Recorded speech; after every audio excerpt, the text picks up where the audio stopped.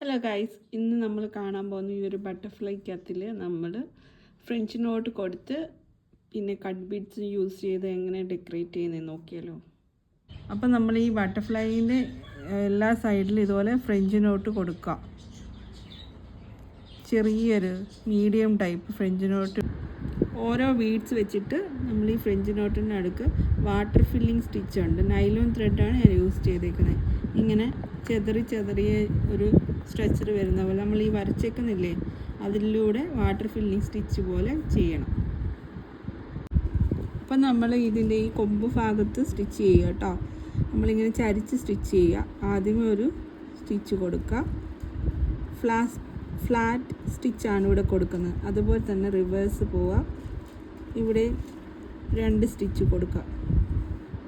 സ്റ്റിച്ചാണ് കൊടുക്കുന്നത്. ഇവിടുന്ന് ത്രെഡ് എടുക്കുക, ഒരു സ്റ്റിച്ച് കൊടുക്കുക. അതിനുശേഷം റിവേഴ്സ് എൻഡിൽ കുത്തുക. എന്നിട്ട് ഇവിടെ നമ്മൾ 2 സ്റ്റിച്ച് കൊടുക്കും കേട്ടോ. ഷേപ്പ് പോകുന്നതനുസരിച്ച് നമുക്കിങ്ങനെ സ്റ്റിച്ചിട്ട് പോകാം.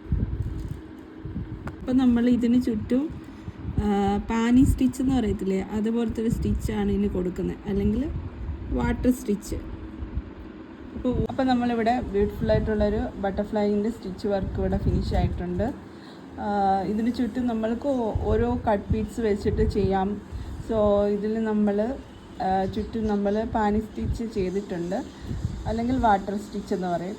സോ നിങ്ങളെല്ലാവരും ഇത് ട്രൈ ചെയ്ത് നോക്കണം. ഇത് ബ്ലൗസിൻ്റെ ഹാൻഡ് വർക്കിലൊക്കെ ചെയ്യാൻ പറ്റുന്ന നല്ലൊരു സ്റ്റിച്ച് വർക്കാണ്. Thank you so much for watching my video. Please like and subscribe my YouTube. God bless you all.